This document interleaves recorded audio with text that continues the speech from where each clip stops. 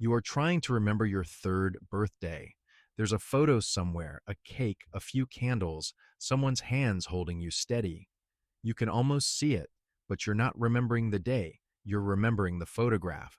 Somewhere between being born and turning 7, an entire version of you vanished. Not buried, not repressed, gone as if it never happened. Scientists call this infantile amnesia. For a century, they assumed it meant babies don't form memories. That explanation was tidy. It was also wrong. Newborns aren't blank either. Days after birth, a baby will turn toward its mother's voice over a stranger's, a preference formed through the womb wall months earlier.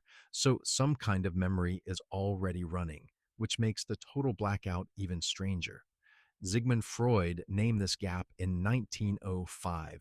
He believed the missing years were repressed, sealed off by desires too disturbing for the adult mind.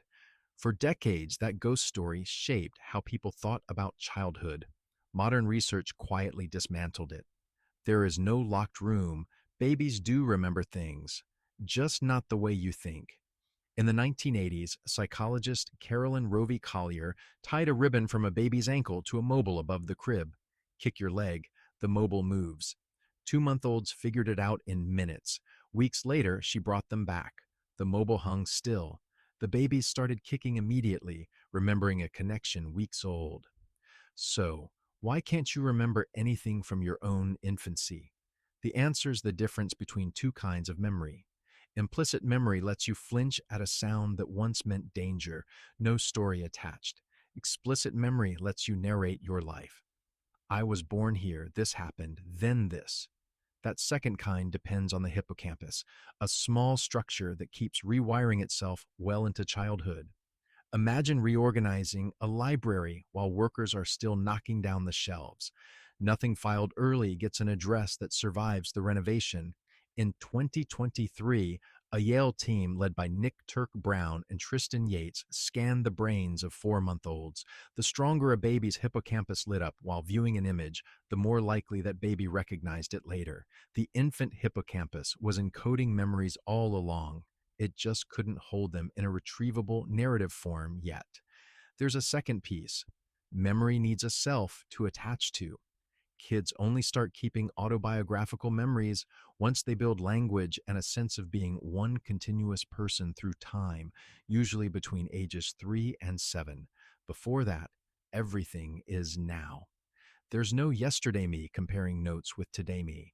Psychologist Patricia Bauer, who has spent decades tracking exactly when that thread starts holding, found most adults' earliest memory sits around age 3.5.